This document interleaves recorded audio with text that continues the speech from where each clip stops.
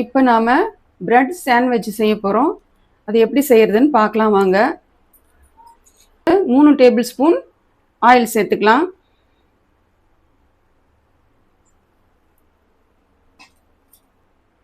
Oil சூடானதும் அரை teaspoon சீரகம் சேர்த்துடலாம். சீரகம் பொரிஞ்சு வருது. இப்போ 6 பல் பூண்டு, 1 இன்ச்சு இஞ்சி துண்டு, 1 பச்சை மிளகாய் எடுத்து மிக்சி ஜாரில் கோஸ் மோடில் போட்டு அரைச்சி வச்சுருக்கேன். இதை இந்த ஆயிலோட சேர்த்துக்கலாம்.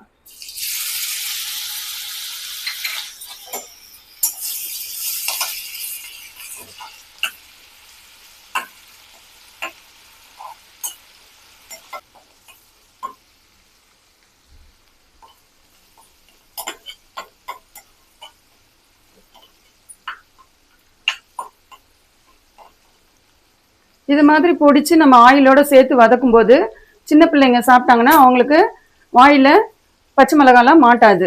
இது நல்லா எண்ணெயிலேயே வெந்துடும்.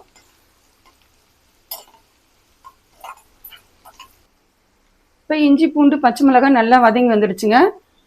2 மீடியம் சைஸ் வெங்காயம் எடுத்து பொடிசாக கட் பண்ணி வச்சுருக்கேன். இதையும் இதோட சேர்த்துக்கலாம்.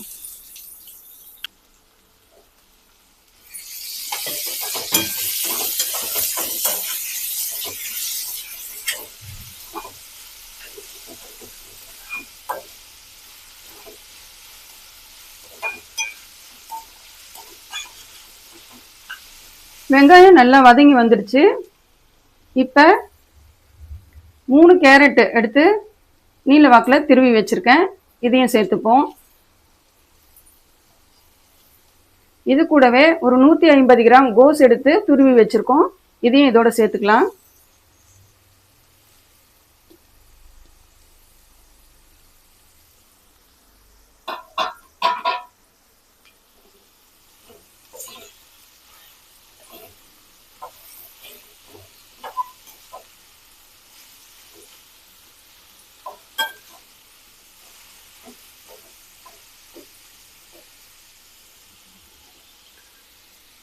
அடுப்பை கொஞ்சம் லோ ஃப்ளேமில் வச்சுக்கோங்க.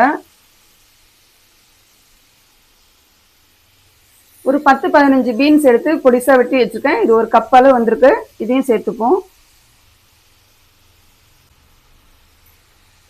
பாதி குடமிளகாய் எடுத்து வெட்டி வச்சுருக்கேன். இதையும் இதோட சேர்த்துக்கலாம்.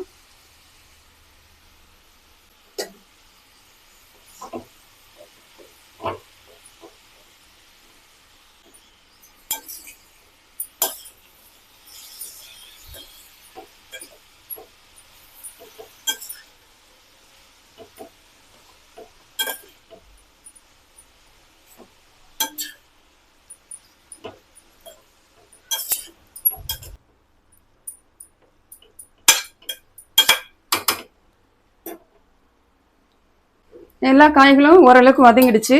இப்போ இதுக்கு தேவையான மசாலாக்கெல்லாம் சேர்த்துக்கலாம். 1/4 டீஸ்பூன் மஞ்சள் தூள்,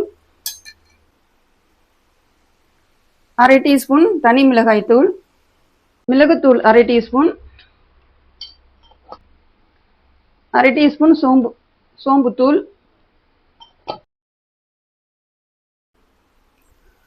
அரை டீஸ்பூன் தூள் உப்பு. இந்த காய்க்கு தேவையான அளவு உப்பு சேர்த்துக்கோங்க. இதில் நம்ம பச்சை மிளகாய் இஞ்சி சேர்த்துருக்கோம். அதுவும் காரமாக இருக்கும். மிளகாத்தூளும் சேர்த்துருக்கோம். இதெல்லாம் சேர்த்து போடும்போது உங்களுக்கு காரம் பார்த்து போட்டுக்கோங்க.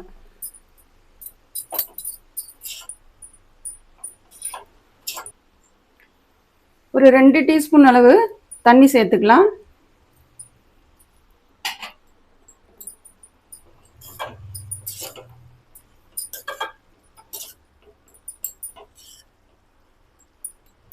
இதெல்லாம் நல்லா கலந்து விட்டுட்டு லோ ஃப்ளேமில் வச்சு ஒரு 5 நிமிஷம் தட்டு போட்டு மூடி வச்சுக்கலாம்.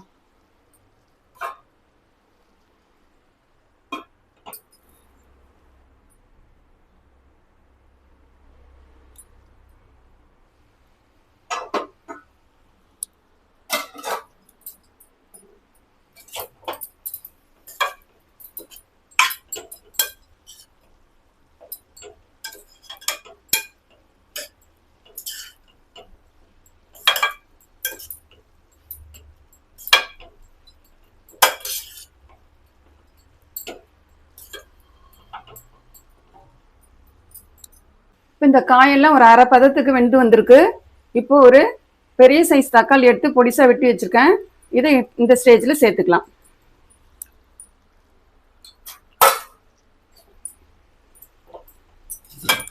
நல்லா கலந்து விட்டுடலாம்.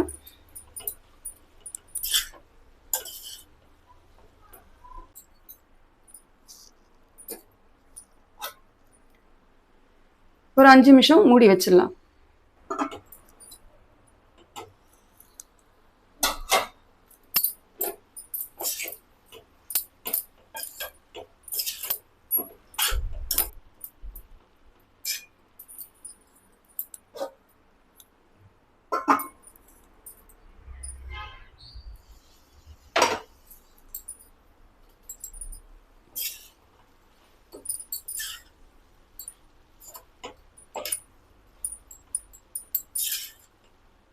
இப்போ இந்த காயெல்லாம் நல்லா வெந்து வந்துடுச்சு.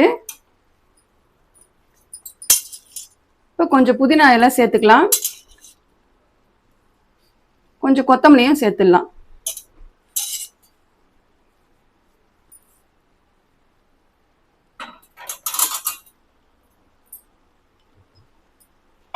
இதையும் நல்லா கலந்து விட்டுடலாம்.